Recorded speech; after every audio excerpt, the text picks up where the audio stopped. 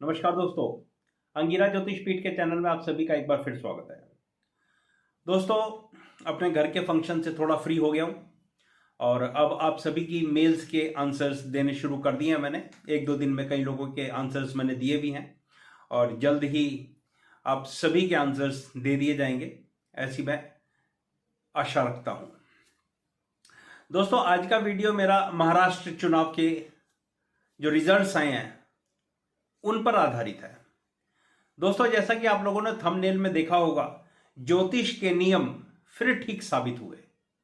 हमारे पूर्वजों ने, हमारे महान ज्योतिषाचार्यों ने, हमारे महान ऋषियों ने, महर्षियों ने जो ज्योतिष के नियम हजारों हजार साल पहले वेदों में या दूसरे पुराणों में लिखे, वो आज भी अप्लाई होते हैं। वो आज भी हमें दिशा निर्देश देते हैं। आज भी जो भी व्यक्ति वैदिक ज्योतिष करेगा उसको उन सूत्रों पर जाना पड़ेगा। उन सूत्रों को आज के संदर्भ में लगाकर देखना पड़ेगा कि क्या जो सूत्र हमारे ग्रंथों में दिए गए हैं वो आज 2024 में अप्लाई होते हैं या नहीं होते। क्या उन सूत्रों के अंदर कुछ मॉडिफिकेशन करके हम अच्छे रिजल्ट्स प्राप्त कर सकते हैं। तो दोस्तों, उन सूत्रों में थोड़ी मॉडिफिकेशन की जाती है या की जानी चाहिए। जो सूत्र काम करते हैं उन्हें अडॉप्ट करना चाहिए, जो सूत्र काम नहीं करते उन पर भी काम करना चाहिए, लेकिन थोड़ी मॉडिफिकेशन के साथ। तो जो सूत्र हमारी ज्योतिष की किताबों में हजारों हजार साल पहले लिखे गए, उन्हीं सूत्रों को आधार बनाकर कुछ एक ऑब्जर्वेशन, ज्योतिष की ऑब्जर्वेशन मैंने आप लोगों के सामने रखी थी। वो काफी हद तक ठीक उतरी हैं। मैंने डेफिनेटली महाराष्ट्र के चुनाव का फाइनल रिजल्ट आप लोगों के सामने नहीं रखा था, क्योंकि मैं बार बार आपको कह रहा था कि मुझे एकनाथ शिंदे की हॉरोस्कोप चाहिए, वो मेरे पास अवेलेबल नहीं थी। कुछ एक और ज्योतिष के अंदर टेक्निक्स हैं, उन टेक्निक्स को अप्लाई करके रिजल्ट निकाले जा सकते थे। मैंने उन टेक्निक्स को अप्लाई करके रिजल्ट निकाला भी, लेकिन मेरे दोस्तों मैंने वीडियो नहीं बनाया क्योंकि गलत होने की संभावना हो सकती है, क्योंकि टेक्निक्स को अभी अप्लाई तो करना है ना। आज से पहले जो टेक्निक पर मैंने अब काम कर रहा था महाराष्ट्र चुनाव में, मैंने लोकसभा के चुनाव के समय ये टेक्निक अप्लाई करी थी और दूसरे चुनावों के समय भी मैंने ये टेक्निक अप्लाई करता हूं। लेकिन मुझे चीफ मिनिस्टर की या अध्यक्ष की जन्मपत्री चाहिए होती है।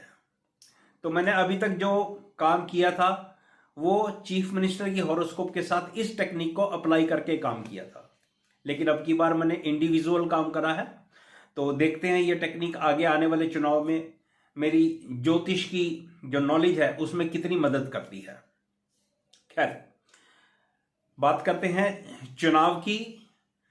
महाराष्ट्र में भगवा लहरा गया है, पूरा महाराष्ट्र जिसको कहते हैं भगवामय हो गया है। एक बहुत अच्छी खबर हम सभी सनातनियों के लिए। आप सभी लोगों ने, महाराष्ट्र के सभी लोगों ने एक हिंदुस्तानी होने के नाते आप लोगों ने वोट करा है, जात पात से ऊपर उठकर वोट करा है, जो एक बहुत अच्छा साइन है, बहुत ही अच्छी बात है। हमें जात पात से उठकर, ऊपर उठकर वोट करना चाहिए और अपने देश की, अपने राज्य की सरकार को चुना जाना चाहिए। चलिए बात करते हैं जो चुनाव अब हुए थे उनके ऊपर। दोस्तों, सबसे पहले बात करना चाहूंगा प्रियंका गांधी वाड्रा की। आप लोगों के सामने मैंने एक वीडियो बनाकर डाला था। वायनाड से चुनाव लड़ रही हैं, ये जीत जाएंगी, ये जीत गई। डेफिनेटली वो एक सेफ सीट है, इनको जीतना ही था, सभी जानते थे। लेकिन मैं यहां पर, इसमें मेरा क्या योगदान है एज ए एस्ट्रोलॉजर, मेरा क्या योगदान है ये तो एक आम आदमी भी जानता था। तो मैं आपको एज ए एस्ट्रोलॉजर मेरा योगदान बता रहा हूं। 8 सितंबर 2021 को मैंने प्रियंका गांधी वाड्रा पर एक वीडियो बनाकर डाला था कि 2024 का समय मार्च अप्रैल के बाद प्रियंका गांधी वाड्रा के लिए एक बेहतरीन समय होगा। 2021, एक बार दोबारा आपको डेट बता रहा हूं, 8 सितंबर 2021 को मैंने वीडियो बनाकर मेरे इसी अंगिरा ज्योतिष पीठ के पेज पर मैंने डाला था। जो ये ऑब्जर्वेशन, ज्योतिषीय ऑब्जर्वेशन प्रियंका गांधी वाड्रा की कुंडली पर आज 2024 में वर्ड टू वर्ड एक्यूरेट उतरी है। सब पूर्वजों का, हमारे ऋषि मुनियों की कृपा है, उन्हीं का आशीर्वाद है। अपने मन से तो हम कुछ नहीं कर सकते, उन्हीं के दिखाए हुए दिशा निर्देशों पर काम किया। मैंने और भी वीडियोस बनाई थी, उनमें राज ठाकरे साहब की वीडियो थी। मैंने आप लोगों को कहा था कि राज ठाकरे साहब इस महाराष्ट्र के चुनाव में कोई बहुत बड़ा मतलब चमत्कार नहीं कर पाएंगे, बहुत अच्छा इनका प्रदर्शन नहीं रहेगा। जैसे मान लो 2% इनको वोट मिलते हैं तो हो सकता है कि 2.25% इनकी वोट हो जाएगी, बस इससे जाकर अधिक कुछ नहीं होगा। तो लगभग वैसा ही हुआ। बाकी परसेंटेज तो अब चुनाव आयोग डालेगा, इलेक्शन कमीशन अपनी वेबसाइट पे तो पता लग जाएगा कितनी परसेंटेज इंक्रीज हुई है या क्या हुआ है। तो राज ठाकरे साहब के बारे में जो कुछ मैंने कहा वो लगभग वैसा ही घटित हुआ। बहुत समय पहले मैंने 7-8 महीने पहले, शायद 1 साल पहले, मैंने एक वीडियो डाला था राज ठाकरे साहब पे कि एक एप्रोप्रिएट समय आ रहा है, इन्हें अपने बेटे को, अपनी संतान को पॉलिटिक्स में उतार देना चाहिए। तो आपने देखा 2024 के विधानसभा के चुनाव में इन्होंने अपने लड़के को इलेक्शन लड़वाया। मेरी ये ऑब्जर्वेशन जो आज से 1 साल पहले, लगभग 1 साल पहले दी थी, वो भी मेरी ठीक उतरी। बात करते हैं अब सुप्रिया सुले जी की। आपको मैंने कहा था कि सुप्रिया सुले को मैं राइज करता हुआ देख रहा हूं। मैं अभी भी अपनी इस बात पर स्टैंड बाय करता हूं कि यह महिला राइज करती हुई दिख रही है।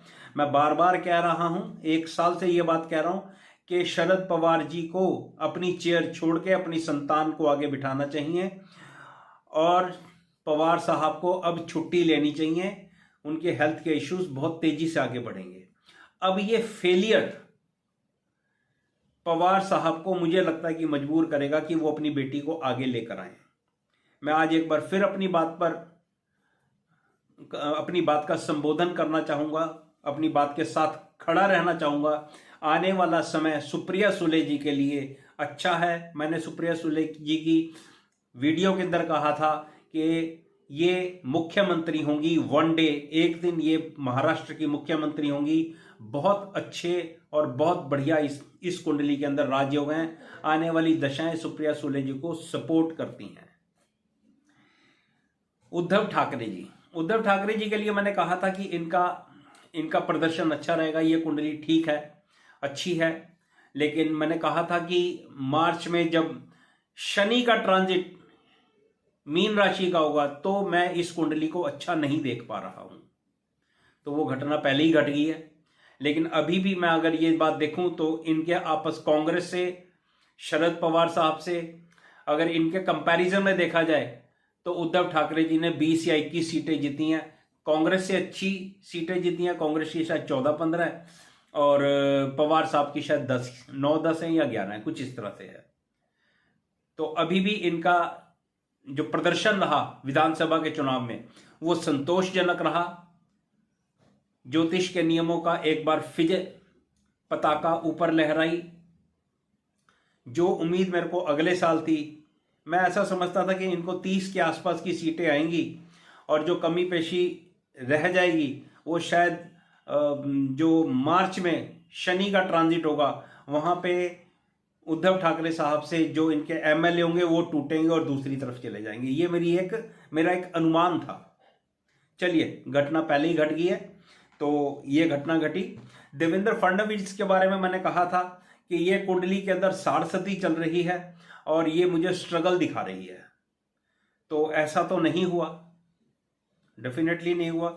मैंने ऐसा सोचा था कि शनि का ट्रांजिट इनके 8वें घर में चल रहा है, इनके चंद्रमा के ऊपर चल रहा है और 8वें घर से ये शनि इनके 10th हाउस को देखेगा, जो 10th हाउस के अंदर प्रॉस्पेरिटी नहीं देगा या इनको स्ट्रगल देगा। लेकिन हाँ, जो दशाएं चल रही हैं उस हिसाब से ये अपना चुनाव तो जीत जाएंगे, मैंने ये बात कही थी।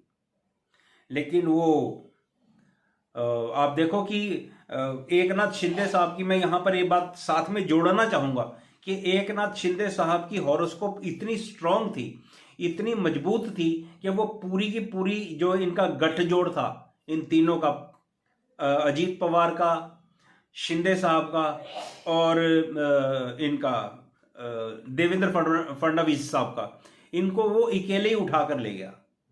इतनी बढ़िया राइस दिखाया एकनाथ शिंदे साहब की कुंडली है, क्योंकि वो मुख्यमंत्री है, उनकी हॉरोस्कोप का होना बहुत जरूरी है। तो ये एक बहुत बेहतरीन लर्निंग भी रही मेरे लिए। मैं पार्शियली ठीक हूं, मैं एक्सेप्ट करता हूं इस बात को। अब मैं कुछ एक बात आप लोगों को थोड़ा बताना चाहता हूं, जो लोग ज्योतिष सीख रहे हैं उनको। आप देखो, आप जरा मेरी बात की तरफ ध्यान दो। मैंने महाराष्ट्र चुनाव पर अपनी फाइनल ऑब्जर्वेशन नहीं दी, इसीलिए नहीं दी क्योंकि मेरे पास एकनाथ शिंदे साहब की हॉरोस्कोप नहीं थी।